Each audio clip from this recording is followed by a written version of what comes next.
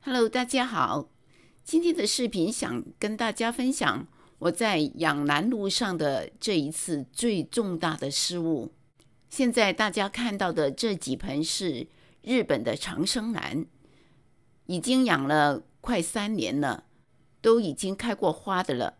这几盆都是带叶翼的，而且花很香，可以说是又美又香的兰花。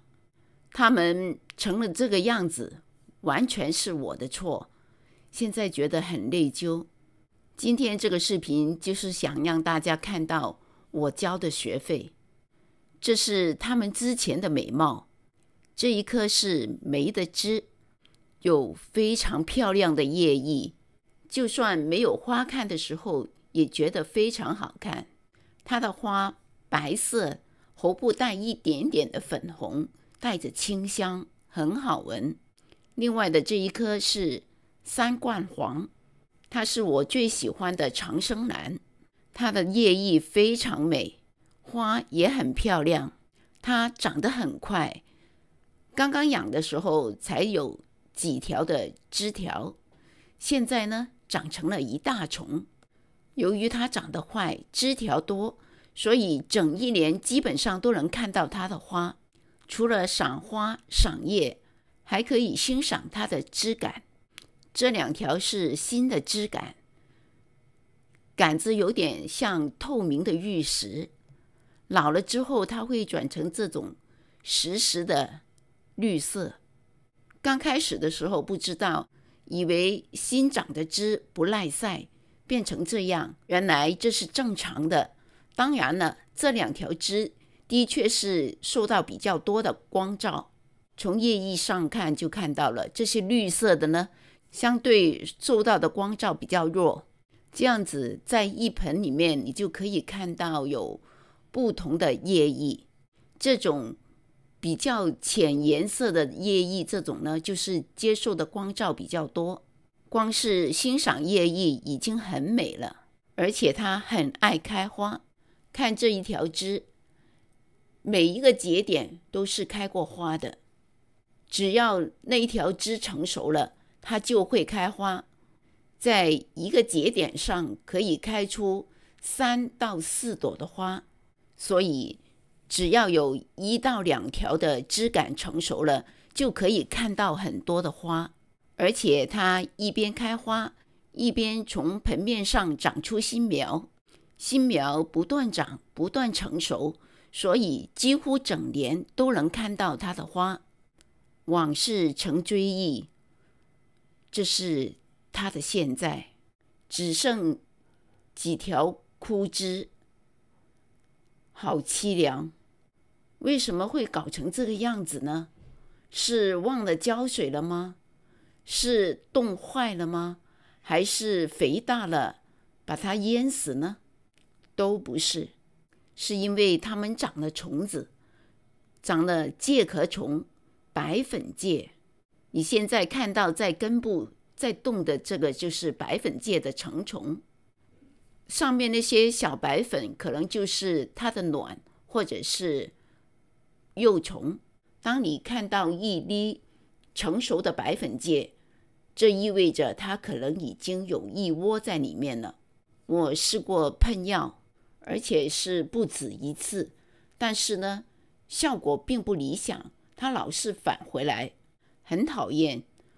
我在油管上看到有一个兰花大博主分享了一样东西，可以喷洒在兰花上灭虫，对他的兰花没有什么影响。他用的就是这一瓶 Leaf Shine， 它可以喷在绿植的叶子上面，让叶子看上去比较油亮，写明是不会封锁叶子的气孔。那位博主分享就说，因为这可以封闭昆虫的呼吸。这是一位比较靠谱的博主，我觉得他说的也有道理，不妨一试。再说了，这种长生兰其实就是细茎石斛，叶子掉了也无所谓，它会从盆面上再长新苗，或者是长高芽。我是这么想了，于是我拿了1盆来做尝试。2周过去了，没发现问题，于是我把其他的4盆也一同喷了。谁知道过了2-3天之后，第1盆开始有反应了，叶子开始黄。我还不觉得有什么大问题，大不了就是从头开始，等它的苗再长出来重新养。谁知道叶子掉光之后，枝干开始萎缩，才知道太糟糕了。我怎么这么大意呢？试想一下，在这么密集的一棵小植物上面，只能光喷叶子吗？不可能的，尤其是在叶夹的部分很容易长虫，我还特意的喷那个位置，那么怎么可能避开枝干不喷呢？也就是说，整盆花都被那种原材料包裹住。当我意识到这一点的时候，赶紧用带有一点压力的水把它冲洗，希望能把那层膜冲洗掉，连根都冲过。但是无济于事，这种状态已经有一段时间了，总希望它能起死回生，看来是回天乏术了。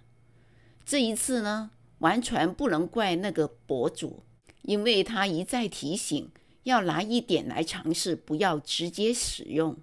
这完全是我自己的错，是我自以为是，以为它光是掉叶子没什么大不了的，没想到后果会这么严重，真是大意失荆州。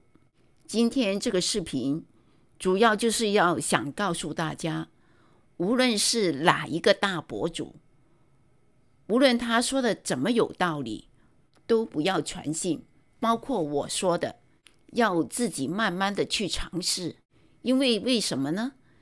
有时候并不是说别人想坑你，而是有的时候情况不一样。好像这位博主，他喷洒的兰花并不是长生兰，长生兰属于迷你型的兰花，叶子又小又薄，茎秆又很细，所以它可能就没有办法去承受这种包裹式的喷雾。这完全是我自己大意的错误判断而造成的。5盆日本长生兰呢，它的生命就这样毁在我的手里。我的学费交得太贵了，希望大家不要再交这个学费了。今天的视频有点郁闷，感谢您一直看到这。最后祝大家的兰花养得越来越好。